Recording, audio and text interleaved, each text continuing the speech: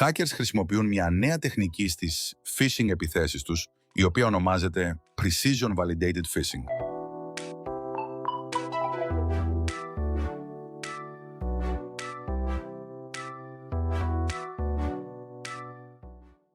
Μια νέα τεχνική phishing με το όνομα Precision Validated Phishing στοχεύει στην αποφυγή εντοπισμού της κακόβουλης δραστηριότητας.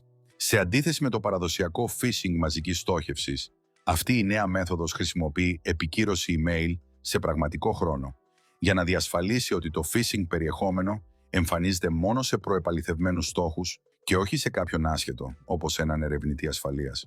Δεν είναι κάποια ιδιαίτερα προηγμένη τακτική, αλλά αποκλείει αποτελεσματικά όλους τους μη έγκυρους στόχους από τη διαδικασία phishing. Η εταιρεία ασφαλείας Email Cofense επιβεβαίωσε ότι δημιουργείται όντως πρόβλημα στην ανάλυση της κακόβουλης δραστηριότητας από ερευνητές. Κατά την αναζήτηση phishing sites, είναι σύνηθες οι ερευνητές να εισάγουν ψεύτικες διευθύνσεις email για να χαρτογραφήσουν τις καμπάνιες κλοπής διαπιστευτηρίων. Ωστόσο, με το Precision Validated Phishing, οι μη έγκυρες ή δοκιμαστικές διευθύνσεις email που εισάγονται από ερευνητές εμφανίζουν ένα σφάλμα ή ανακατευθύνουν σε καλοήθη sites.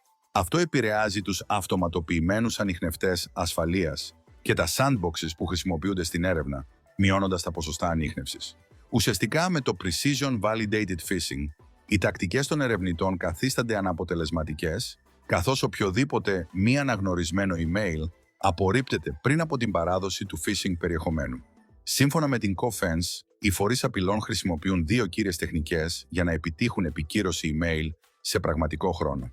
Νούμερο 1. Καταχρώνται υπηρεσίες επαλήθευσης email τρίτων που ελέγχουν την εγκυρότητα της διεύθυνσης του θύματος σε πραγματικό χρόνο μέσω API calls. Νούμερο 2. Αναπτύσσουν custom JavaScript στη σελίδα phishing και μέσα από μια διαδικασία επιβεβαιώνουν εάν το email περιλαμβάνεται στη λίστα των εισβολέων. Εάν δεν υπάρχει αντιστοιχεία, το θύμα ανακατευθύνεται σε έναν αυλαβή ιστότοπο. Οι συνέπειες της τακτικής Precision Validated Phishing είναι σοβαρές, καθώς οι παραδοσιακές μέθοδοι ανίχνευσης είναι πιθανό να αποτύχουν να ειδοποιήσουν τους στόχους για απόπειρες phishing.